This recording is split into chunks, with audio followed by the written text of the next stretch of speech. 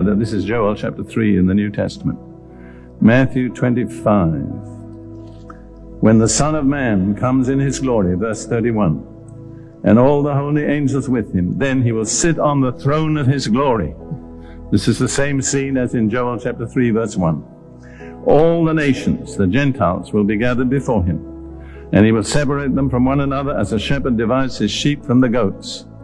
And if you've studied that chapter, you'll find the basis of the division is how they've treated the brothers of Jesus. So the nations need to know. We need to keep our nation informed.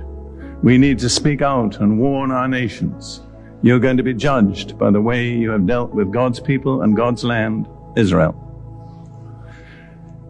Now, following that, Christ's kingdom on earth will be established. Whenever you pray the Lord's Prayer, which you probably do quite often, what you may not realize is you're praying for the establishment of Christ's kingdom on earth, because the first petition is, Thy kingdom come. That takes precedence over all other petitions. And when you're praying that, you're praying for the return of Jesus, the establishment of his kingdom on the earth, whether you know it or not. Now this is described in Isaiah chapter 24. Verse 19. You see how important it is to have a knowledge of biblical prophecy.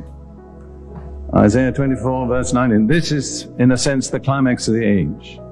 It's reduplicated many times in Revelation.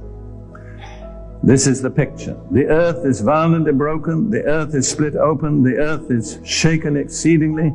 The earth shall reel to and fro like a drunkard and shall totter like a hut.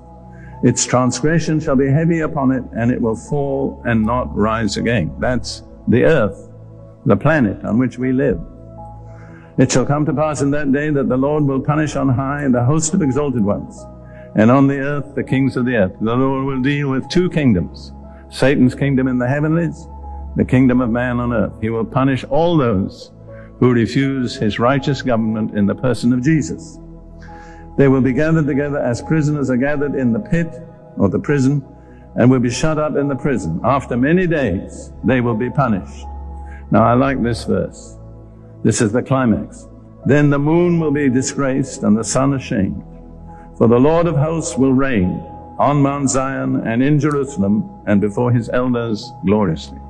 The Lord's kingdom will have been reestablished in its capital, which is Jerusalem. Now, why should the sun be ashamed and the moon disgraced? This is something that I believe I have the answer to. Because in Luke 9 and verse 26 is a description of the return of Jesus. Luke 9:26, Jesus says, For whoever is ashamed of me and my words, of him the Son of Man will be ashamed when he comes in his own glory, in his Father's glory, and the glory of the holy angels. Just think of that.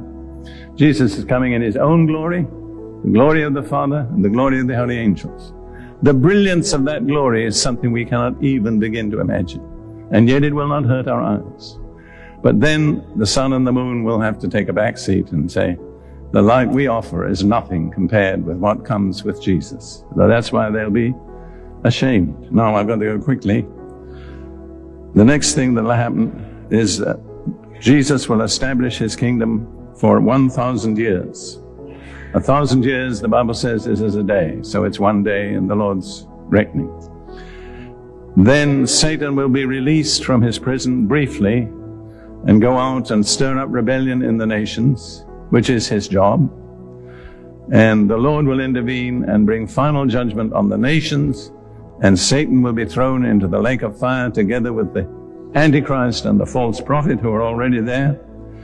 The present heaven and the present earth will pass away, and a new heaven and a new earth will come forth. And all the remaining dead will stand before the great white throne of God for judgment.